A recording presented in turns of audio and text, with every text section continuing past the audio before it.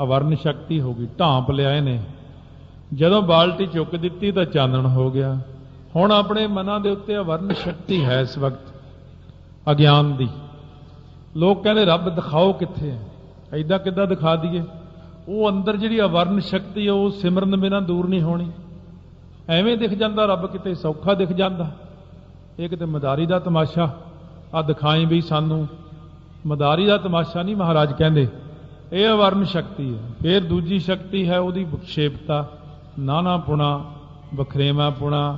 वो शक्ति करके आपां नूं दिखदा हाथी, घोड़े, जंगल, ये बंदे, ये दरख्त, मेरा तेरा, ये मेरा दोस्त है, ये मेरा दुश्मन है, ये मेरा, ये बगाना।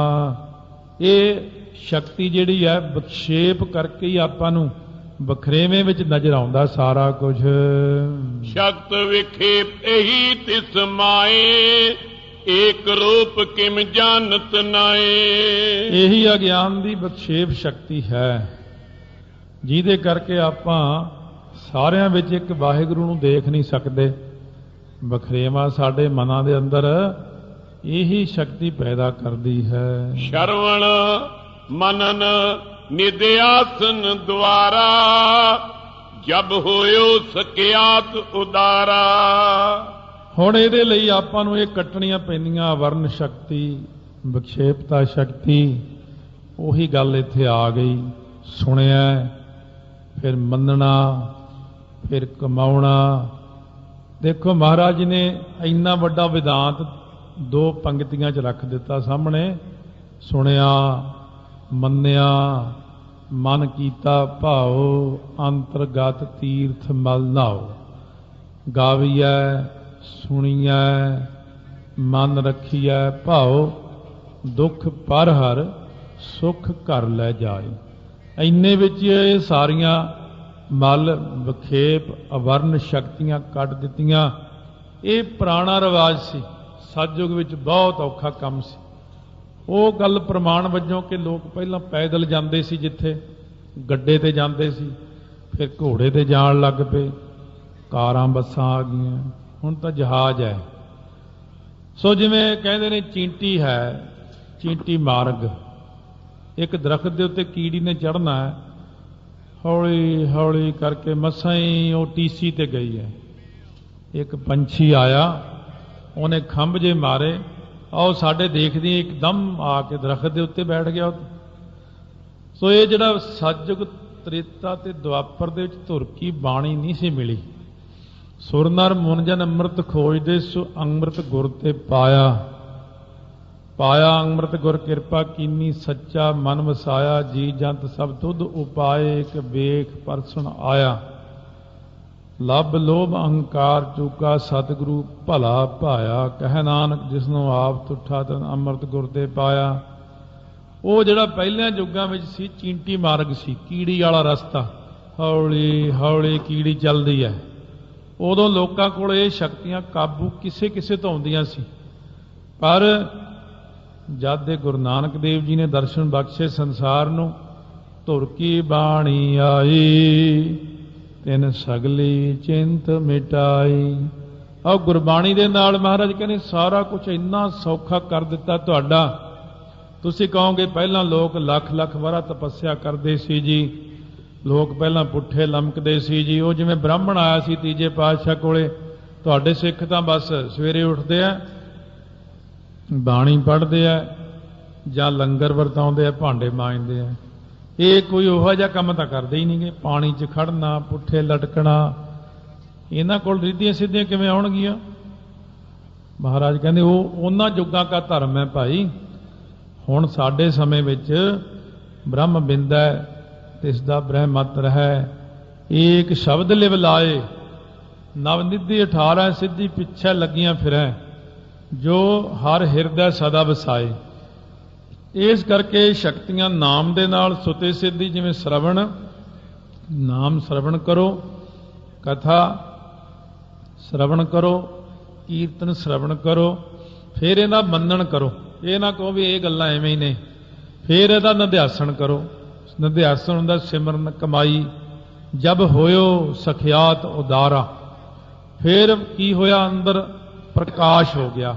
ਕੋਠੇ ਅੰਦਰ ਜਿਵੇਂ ਪ੍ਰਕਾਸ਼ ਕਰ ਦਈਏ ਸਾਰਾ ਦਿਖਣ ਲੱਗ ਜਾਂਦਾ ਹੈ, ਇਉਂ ਸਾਡੇ ਅੰਦਰ ਅਗਿਆਨ ਦਾ ਜਿਹੜਾ ਹਨੇਰਾ ਹੈ, ਅਵਰਨ ਤੇ ਵਿਖੇਪ ਸ਼ਕਤੀਆਂ ਨੇ, ਮਲ ਸ਼ਕਤੀ ਹੈ, ਇਹ ਨਾਮ ਦੇ ਨਾਲ ਪ੍ਰਕਾਸ਼ ਹੁੰਦਿਆਂ ਸਾਰੀ ਇੱਕਦਮ ਚਾਨਣ ਹੋ ਗਿਆ ਹੈ। ਤ੍ਰੈ ਗੁਣ ਤੀਨ ਅਵਸਥਾ ਛੋਰ, ਫਿਰੀ ਬ੍ਰਿਤੀ ਚਲ ਤੁਰਿਆ ਊਰ।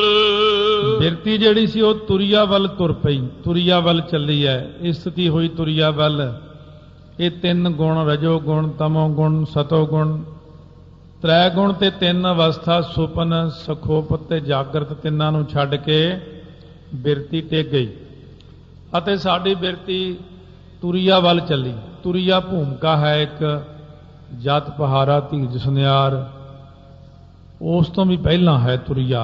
ਇੱਕ ਇਹ ਜਿਹੜੀ ਜਤ ਪਹਾਰਾ ਵਿੱਚ ਕਥਨ ਕੀਤੀ ਹੈ, ਇਹਨੂੰ ਕਹਿੰਦੇ ਤੁਰਿਆ ਅਤੀਤ ਅਵਸਥਾ, ਜਿਹੜੀ ਸਤਿਗੁਰਾਂ ਦੀ ਹੈ। ਇਸ ਕਰਕੇ ਤੁਰਿਆ ਵੱਲ ਨੂੰ ਮਨ ਚੱਲ ਪਿਆ। ਆਨੰਦਾ ਤੁਮੈ ਥਿਰਤਾ ਭਏ, ਜਿਤ ਕਿਤ ਏਕ ਰੂਪ ਹੈ ਗਏ। ਆਨੰਦ ਆਤਮਾ ਵਿੱਚ ਜਾ ਕੇ ਮਨ ਟਿਕ ਗਿਆ, ਕਿਉਂਕਿ ਆਤਮਾ ਸਤ ਚੇਤਨ ਆਨੰਦ ਸਰੂਪ ਹੈ। ਉਹਦੇ ਵਿੱਚ ਜਾ ਕੇ ਜਦੋਂ ਮਨ ਟਿਕ ਗਿਆ, ਆਨੰਦ ਹੀ ਆਨੰਦ ਹੈ।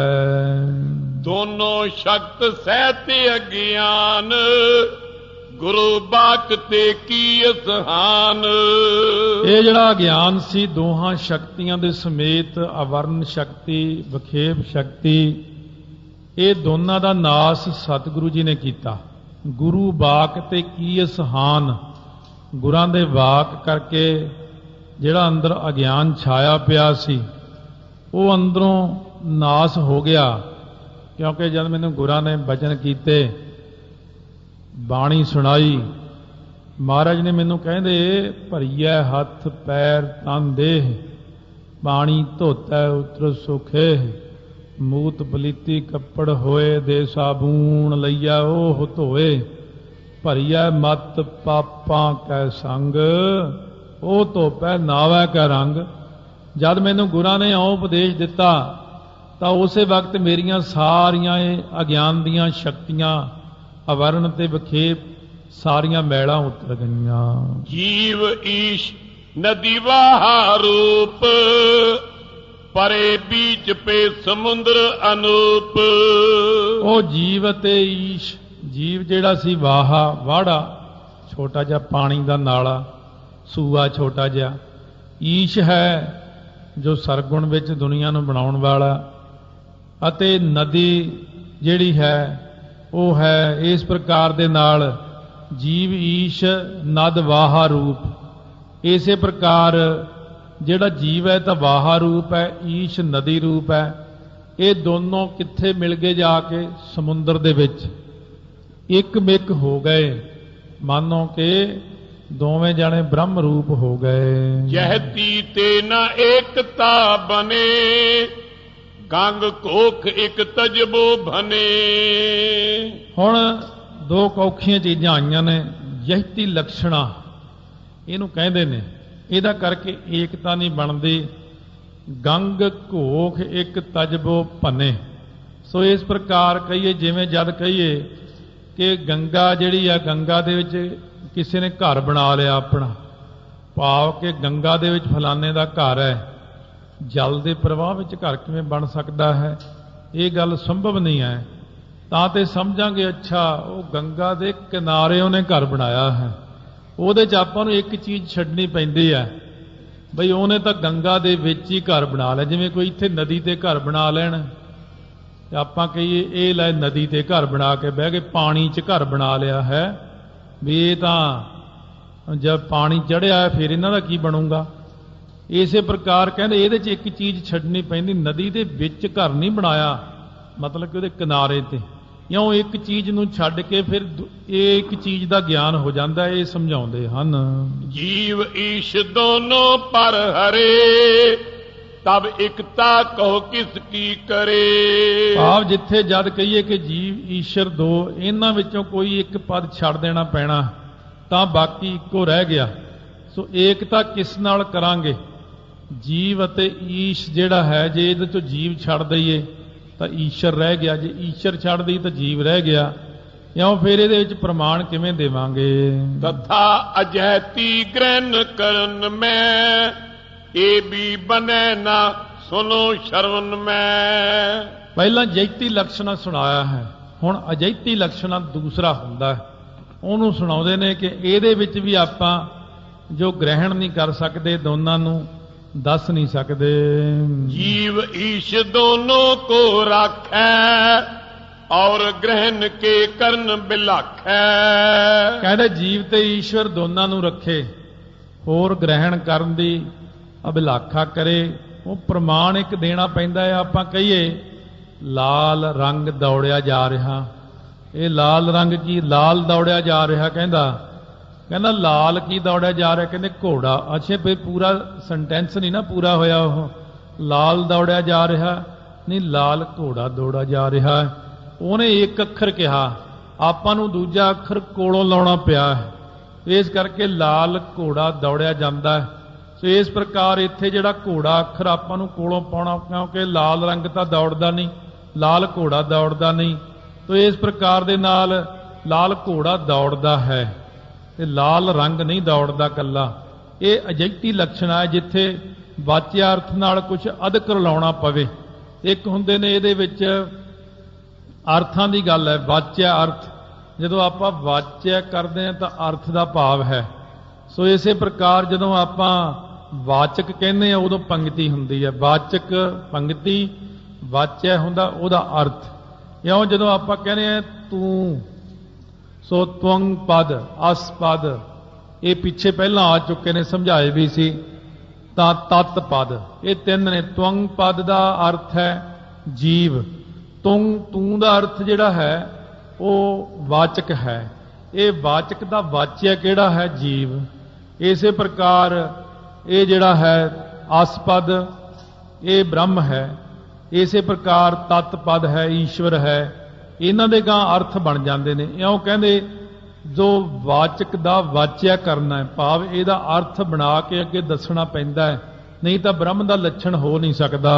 अर्थ न सिद्ध दोहन ते होवा तब सतगुर त्रिथी पख जोवा। ਜਦੋਂ ਅਰਥ ਦੋਵਾਂ ਤੋਂ ਸਿੱਧ ਨਾ ਹੋਇਆ, ਕੱਲੇ ਜੀਵ ਤੇ ਈਸ਼ ਤੋਂ ਅਰਥ ਪੂਰਾ ਸਿੱਧ ਨਹੀਂ ਹੁੰਦਾ। ਕੱਲਾ ਇਹ ਕਹੀਏ ਕਿ ਨਦੀ ਹੈ, ਇਹ ਨਾਲਾ ਹੈ, ਨਦੀ ਹੈ ਤੇ ਨਾਲਾ, ਸਮੁੰਦਰ ਦਾ ਨਾਂ ਹੀ ਨਾ ਲਈਏ, ਉਹ ਅਰਥ ਸਿੱਧ ਨਹੀਂ ਹੋਣਾ। ਇਸ ਕਰਕੇ ਤੀਜੀ ਚੀਜ਼ ਰਲਾਉਣੀ ਪੈਣੀ ਹੈ। लक्षणा दोन मिलाए विचारा भाग त्याग ते नामी उचारा। ਸੋ ਹੁਣ ਦੋਵੇਂ ਲੱਛਣਾਂ ਨੂੰ ਮਿਲਾ ਕੇ ਵਿਚਾਰ ਕੀਤੀ ਹੈ। ਜੀਵ ਈਸ਼ਵਰ ਦੀ ਏਕਤਾ ਕਰਨ ਦਾ ਅਰਥ ਹੁਣ ਸਿੱਧ ਹੋਇਆ। ਕਹਿੰਦੇ ਭਾਗ ਤਿਆਗ, ਇਹਦਾ ਨਾਮ ਹੈ ਇਹ। ਜਿਵੇਂ ਜੈਤੀ ਤੇ ਅਜੈਤੀ ਲੱਛਣ ਆਏ ਸੀ, ਇਸੇ ਪ੍ਰਕਾਰ ਤੀਜੀ ਚੀਜ਼ ਭਾਗ ਤਿਆਗ, ਜਿਹੜੀ ਇਹਦੇ ਵਿੱਚ ਤੀਜਾ ਪੱਖ ਦੇਖਣਾ ਪੈਂਦਾ ਆਪਾਂ ਨੂੰ। इकता करन अर्थ पा सिद्ध श्रोता सुनो कयो जिम बृद्ध। ਜਿਵੇਂ ਬਜ਼ੁਰਗਾਂ ਨੇ ਕਿਹਾ ਹੈ ਕਿ ਏਕਤਾ ਦੇ ਵਿੱਚ ਅਰਥ ਜਿਹੜਾ ਸਿੱਧ ਕਿਵੇਂ ਕਰੀਦਾ ਹੈ, ਜੀਵ ਈਸ਼ਵਰ ਦੀ ਏਕਤਾ ਕਰਨ ਦਾ ਅਰਥ ਸਿੱਧ ਕਿਵੇਂ ਕਰਾਂ, ਇਹ ਬਿਰਧਾਂ ਨੇ ਜਿਵੇਂ ਕਿਹਾ ਹੈ। जीव वाच कर है अलपग ईश्वर वाच है सरबग। ਕਿਉਂਕਿ ਜਿਹੜਾ ਆਪਾਂ ਨੇ ਕਿਹਾ ਸੀ ਪਹਿਲਾਂ ਵਾਚਕ, ਇੱਕ ਵਾਚਕ ਤਾਂ ਹੈਗਾ ਤਵੰਗ ਪਦ, ਤੋ ਇਹ ਤੋਂ ਭਾਵ ਹੈ ਜੀਵ। ਜੀਵ ਤਾਂ ਹੈਗਾ ਅਲਪਗ, ਬਿਲਕੁਲ ਹੀ ਅਲਪ ਗਿਆਤਾ। ਅਤੇ ਜਿਹੜਾ ਈਸ਼ਵਰ ਹੈ ਇਹਦਾ ਵਾਚਿਆ ਕੀ ਹੈ? ਇਹ ਸਰਬੱਗ ਹੈ ਤਾਂ ਇਹ ਦੋ ਜਾਣੇ, ਪਰ ਤੀਜੀ ਚੀਜ਼ ਹਲੇ ਇਹਨਾਂ ਵਿੱਚ ਆ ਕੇ ਰਲੀ ਨਹੀਂ ਹੈ। जन्म मरण उर्मी तन दोए छुदा त्रिखा प्राणन की होए। ਹੁਣ ਇਹਦੇ ਵਿੱਚ ਦੱਸਦੇ ਨੇ ਜਿਹੜਾ ਨਾ ਜੀਵ ਇਹ ਤਾਂ ਅਲਪੱਗ ਹੈ ਅਤੇ ਈਸ਼ਵਰ ਜਿਹੜਾ ਹੈ ਇਹ ਸਰਬੱਗ ਹੈ। ਇਹ ਜਿਹੜਾ ਜੀਵ ਹੈ ਇਹਦੇ ਵਿੱਚ ਕੀ ਅਲਪੱਗਤਾ ਜੀ? ਕਹਿੰਦੇ ਜਨਮ ਮਰਨ ਇਹ ਖੱਡਾਂ ਨੇ, ਇਹਦੇ ਵਿੱਚ ਘਾਟਾਂ ਨੇ। ਜੀਵ ਦਾ ਜਨਮ ਮਰਨ ਹੁੰਦਾ ਹੀ ਰਹਿੰਦਾ ਹੈ ਸਰੀਰ ਕਰਕੇ। ਇਹ ਫਿਰ ਛੁਦਾ ਤ੍ਰਿਖਾ, ਭੁੱਖ ਤੇ ਪਿਆਸ ਪ੍ਰਾਣਾ ਦਾ ਧਰਮ ਹੈ। ਇਹ ਵੀ ਅਲਪੱਗਤਾ ਹੈ ਜੀਵ ਦੀ। हरक सोग मन की पहचान इन खट सहित जीव को मान।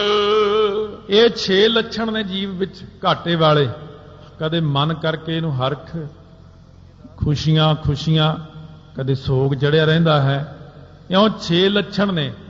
ਜਨਮ ਮਰਨ ਸਾਡੇ ਸਰੀਰ ਕਰਕੇ ਹੈ, ਸਾਨੂੰ ਭੁੱਖ ਤੇ ਪਿਆਸ ਪ੍ਰਾਣਾ ਕਰਕੇ ਹੈ, ਤੇ ਹਰਖ ਸੋਗ ਮਨ ਦੀ ਪਹਿਚਾਣ ਹੈ। ਇਹ 6 ਲੱਛਣਾਂ ਕਰਕੇ ਇਹਨੂੰ ਜੀਵ ਕਿਹਾ ਜਾਂਦਾ ਹੈ। ਪਰ ਇਹਦੇ ਉਲਟ ਜਿਹੜਾ ਈਸ਼ਵਰ ਹੈ, ਹੁਣ ਈਸ਼ਵਰ ਦੇ 6 ਗੁਣ ਦੱਸਦੇ ਹਨ। ਲక్ష్ਮੀ ਗਿਆਨ ਵਿਰਾਗ ਉਦਾਰ,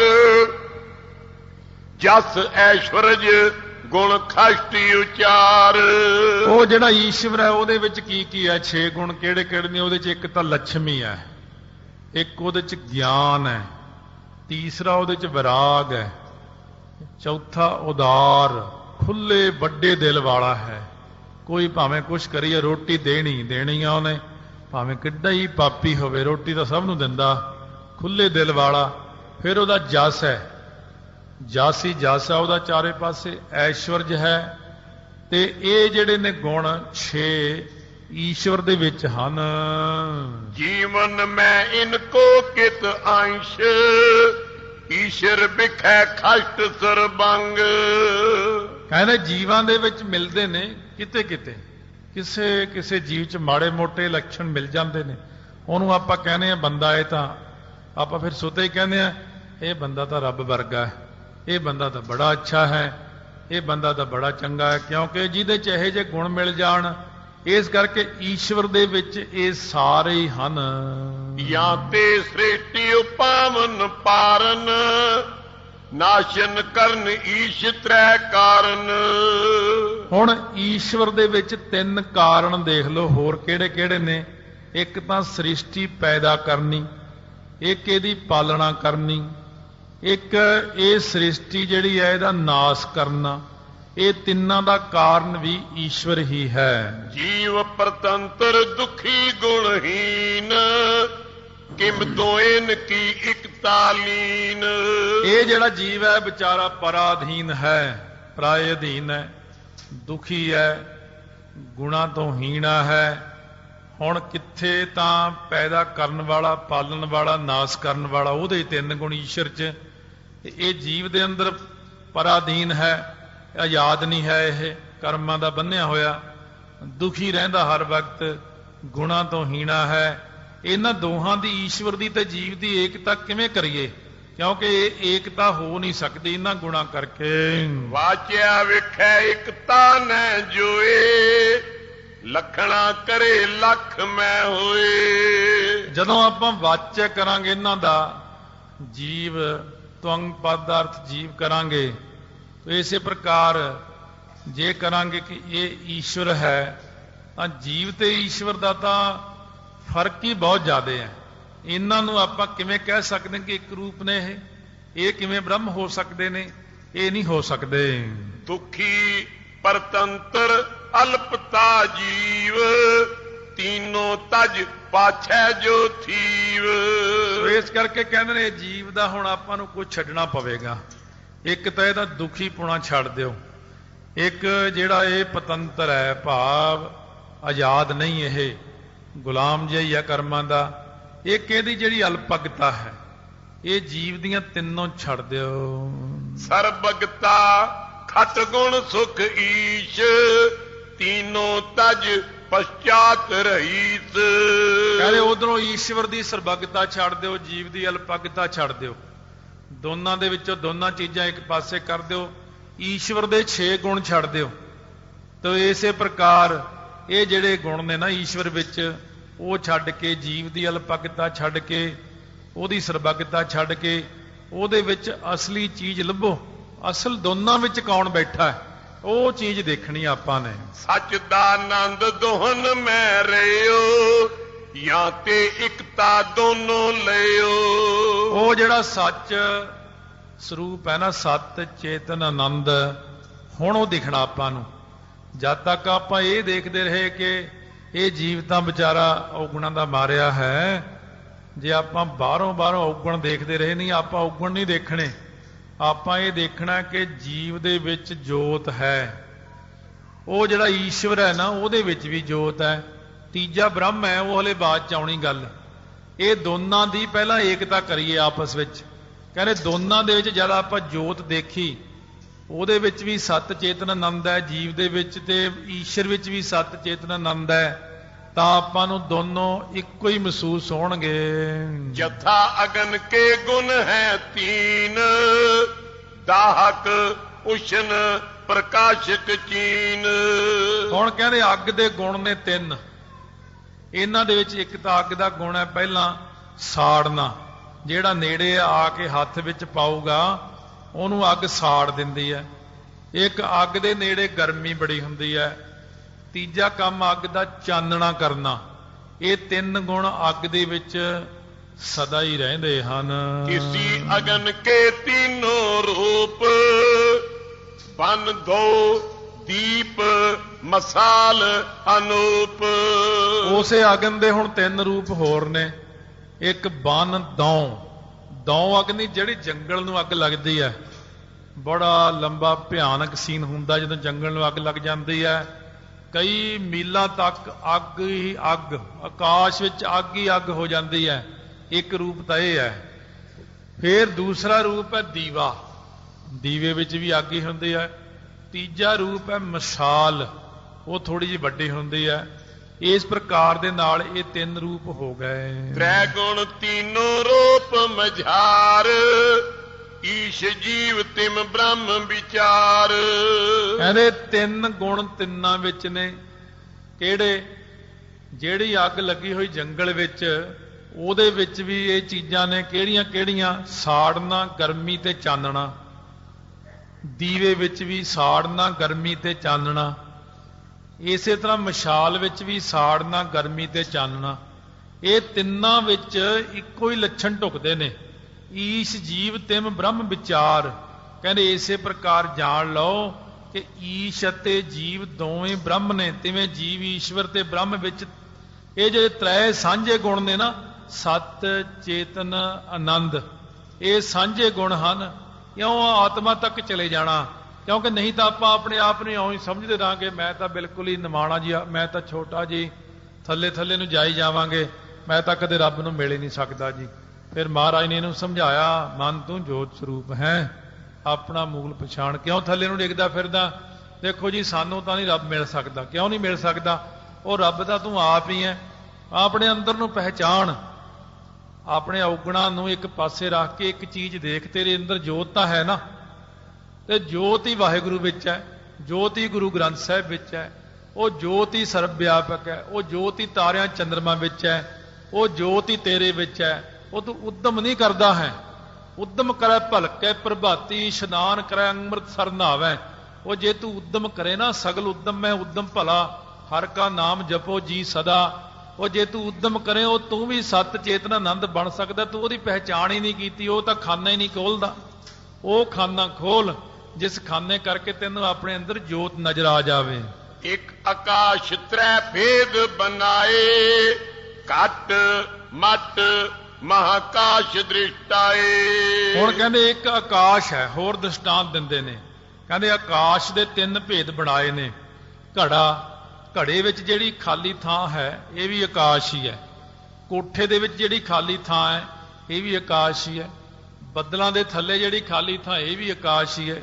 ਇਹਨਾਂ ਨੇ ਤਿੰਨ ਲਿਖੇ ਨੇ, ਵੈਸੇ 6 ਹੁੰਦੇ ਨੇ। ਸੋ ਇਸ ਕਰਕੇ ਘਟਾਕਾਸ਼, ਮਟਾਕਾਸ਼, ਮੇਘਾਕਾਸ਼, ਚਿਦਾਕਾਸ਼, ਇਹ ਸਾਰੇ ਇੱਕ ਆਪਣੇ ਹਿਰਦੇ ਵਿੱਚ ਖਾਲੀ ਥਾਂ ਹੈ, ਉਹਨੂੰ ਵੀ ਆਕਾਸ਼ ਹੀ ਕਹਿੰਦੇ ਨੇ। ਹਿਰਦਾ ਆਕਾਸ਼, ਉਹ ਗੁਰਬਾਣੀ ਜਦ ਕਥਾ ਆਉਂਦੀ ਕਦੇ ਫਿਰ ਇਹ ਚੀਜ਼ਾਂ ਸਾਹਮਣੇ ਆਉਂਦੀਆਂ। ਇੱਕ ਆਪਣੇ ਦਸਮ ਦੁਆਰ ਵਿੱਚ ਵੀ ਖਾਲੀ ਥਾਂ, ਉਹਨੂੰ ਵੀ ਉਤਲਾ ਆਕਾਸ਼ ਕਹਿੰਦੇ ਨੇ, ਉਹਨੂੰ ਚਿਦਾਕਾਸ਼ ਕਹਿੰਦੇ ਨੇ, ਜਿੱਥੇ ਬ੍ਰਹਮ ਦਾ ਆਭਾਸ ਪੈਂਦਾ ਜਾ ਕੇ। ਇਸ ਤਰ੍ਹਾਂ ਇਹ 6 ਚੀਜ਼ਾਂ। ਪਰ ਇੱਥੇ ਪ੍ਰਮਾਣ ਲਈ ਤਿੰਨ ਹੀ ਵਰਤੀਆਂ ਨੇ। ਕਹਿੰਦੇ ਘੜੇ ਵਿੱਚ ਵੀ ਆਕਾਸ਼ ਹੈ, ਕੋਠੇ ਵਿੱਚ ਵੀ ਆਕਾਸ਼ ਹੈ, ਤੇ ਮਹਾਕਾਸ਼ ਆਕਾਸ਼ ਹੀ ਹੈ। ਇਸ ਕਰਕੇ ਤਿੰਨਾਂ ਦੇ ਵਿੱਚ ਆਕਾਸ਼ ਹੀ ਹੈ। ਛੋਟੋ ਬੜ ਉਪਾਦ ਤੇ ਹੋਏ, ਨਾਸ਼ ਉਪਾਦ ਏਕ ਹੀ ਸੋਏ। ਕਹਿੰਦੇ ਛੋਟੇ ਵੱਡੇ ਕਰਕੇ ਇਹ ਆਪਾਂ ਨੂੰ ਨਜ਼ਰ ਆਉਂਦਾ ਹੈ। ਉਪਾਧੀ ਕਰਕੇ ਛੋਟਾ ਵੱਡਾ ਜਿਹੜਾ ਹੋ ਗਿਆ ਨਾ, ਛੋਟਾ ਪੁਣਾ ਵੱਡਾ ਪੁਣਾ। ਪਰ ਇਹ ਛੋਟਾ ਪੁਣਾ ਤੇ ਵੱਡਾ ਪੁਣਾ ਛੱਡ ਦਿਓ। ਕਹਿੰਦੇ ਉਹ ਜਿਹੜਾ ਬ੍ਰਹਮ ਹੈ ਘੜੇ ਵਿੱਚ ਵੀ ਹੈ, ਭਾਵ ਉਹ ਵਿਆਪਕ ਆਕਾਸ਼ ਕੋਠੇ ਵਿੱਚ ਵੀ ਹੈ, ਆਕਾਸ਼ ਵਿੱਚ ਵੀ ਹੈ, ਬੱਦਲਾਂ ਦੇ ਥੱਲੇ ਹੈ। ਜਦ ਉਪਾਧੀਆਂ ਨਾਸ ਹੋ ਗਈਆਂ, ਆਪਾਂ ਘੜੇ ਨੂੰ ਹੀ ਤੋੜ ਦਿੰਦੇ। ਡੰਡਾ ਮਾਰਦੇ ਘੜਾ ਟੁੱਟ ਗਿਆ, ਵਿੱਚ ਆਕਾਸ਼ ਲੀਨ ਹੋ ਗਿਆ। ਕੋਠਾ ਢਾ ਦਿੰਨੇ, ਕੋਠੇ ਵਿੱਚ ਜਿਹੜਾ ਆਕਾਸ਼ ਸੀ ਉਹ ਵੱਡੇ ਆਕਾਸ਼ ਵਿੱਚ ਲੀਨ ਹੋ ਗਿਆ। ਬੱਦਲ ਪਾਸੇ ਹੋ ਗਏ, ਉਹ ਮੇਘ ਆਕਾਸ਼ ਫਿਰ ਵੱਡੇ ਆਕਾਸ਼ ਵਿੱਚ ਲੀਨ ਹੋ ਗਿਆ। ਕਹਿੰਦੇ ਇਸੇ ਪ੍ਰਕਾਰ ਜੀਵ, ਈਸ਼ਵਰ ਤੇ ਤਿੰਨੇ ਜਿਹੜੇ ਨੇ ਬ੍ਰਹਮ, ਇਹ ਆਪਣਾ ਜੀਵ ਕੋਠਾ ਘੜਾ ਤੋੜੇ ਤੇ ਈਸ਼ਵਰ ਆਪਣਾ ਕੋਠਾ ਤੋੜੇ। ਇਹ ਦੋਨੋਂ ਬ੍ਰਹਮ ਵਿੱਚ ਮਿਲਦੇ ਮਿਲਦੇ ਜਾ ਕੇ ਵੱਡੇ ਸਮੁੰਦਰ ਰੂਪੀ ਬ੍ਰਹਮ ਵਿੱਚ ਲੀਨ ਹੋ ਜਾਂਦੇ ਹਨ। ਕਿਮ ਸਾਖਿਆਤਾਕਾਰ ਮੈਂ ਏਕ, ਰਹਿ ਨ ਭਾਵ ਬਵੇਕ। ਕਿਉਂ ਕਹਿੰਦੇ ਸਾਖਿਆਤਕਾਰ ਦੇ ਵਿੱਚ, ਜਿੱਥੇ ਸਾਖਿਆਤਕਾਰ ਹੁੰਦਾ ਨਾ ਪਰਮੇਸ਼ਰ, ਇਉਂ ਰਹਿ ਜਾਂਦਾ ਤੇ ਭਾਵ ਹੈ ਕਿ ਨਹੀਂ ਦਾ ਕਾਰਨ ਗਿਆਨ ਨਹੀਂ ਰਹਿੰਦਾ, ਸਾਰੀਆਂ ਗੱਲਾਂ ਹੀ ਮੁੱਕ ਜਾਂਦੀਆਂ ਨੇ। ਕਿਉਂ ਜਦ ਘੜਾ ਸੀ ਤਾਂ ਕਹਿੰਦੇ ਸੀ ਘੜਾ, ਜਦੋਂ ਹੈ ਸੀ ਤਾਂ ਕਹਿੰਦੇ ਸੀ ਘੜਾ ਹੈ, ਜਦੋਂ ਘੜਾ ਹੀ ਨਹੀਂ ਰਿਹਾ ਤਾਂ ਕੀ ਘੜਾ ਹੈ ਹੀ ਨਹੀਂਗਾ। ਕਹਿੰਦੇ ਮਾਟੀ ਹੋਈ ਏਕ, ਰੋਵਨ ਹਾਰੇ ਕੀ ਕਵਨ ਟੇਕ। ਬੁਝਰੇ ਗਿਆਨੀ ਮੂਆ ਹੈ ਕੌਣ, ਪਵਨ ਮਾਹੇ ਪਵਨ ਸਮਾਇਆ, ਜੋਤੀ ਮਾਹੇ ਜੋਤ ਰਲ ਜਾਇਆ। ਉਹ ਤਾਂ ਉਹਦੇ ਵਿੱਚ ਹੀ ਲੀਨ ਹੋ ਗਿਆ। ਉਹ ਕਿੱਧਰ ਗਿਆ? ਘੜਾ ਤੋੜਤਾ, ਕੋਠਾ ਢਾਤਾ। ਬ੍ਰਹਮੀ ਬ੍ਰਹਮ ਹੈ, ਉਹ ਉਪਾਧੀ ਕਰਕੇ ਕੋਠਾ ਕਹਿੰਦੇ ਸੀ। ਜਦ ਤੱਕ ਕੋਠਾ ਸੀ ਤਾਂ ਕੋਠਾ ਕਹਿੰਦੇ ਸੀ, ਜਦ ਤੱਕ ਘੜਾ ਸੀ ਤਾਂ ਘੜਾ ਕਹਿੰਦੇ ਸੀ। ਹੁਣ ਤਾਂ ਨਾ ਘੜਾ ਨਾ ਕੋਠਾ, ਸਭ ਗੋਬਿੰਦ ਹੈ, ਸਭ ਗੋਬਿੰਦ ਹੈ, ਗੋਬਿੰਦ ਬਿਨ ਨਹੀਂ ਕੋਈ। ਤਤੰ ਮਸੀ ਅਹੰਗ ਬ੍ਰਹਮਸਮੀ, ਇਕ ਰਸ ਬ੍ਰਿਤੀ ਨਾ ਉਤਤੈ ਭਰਮ।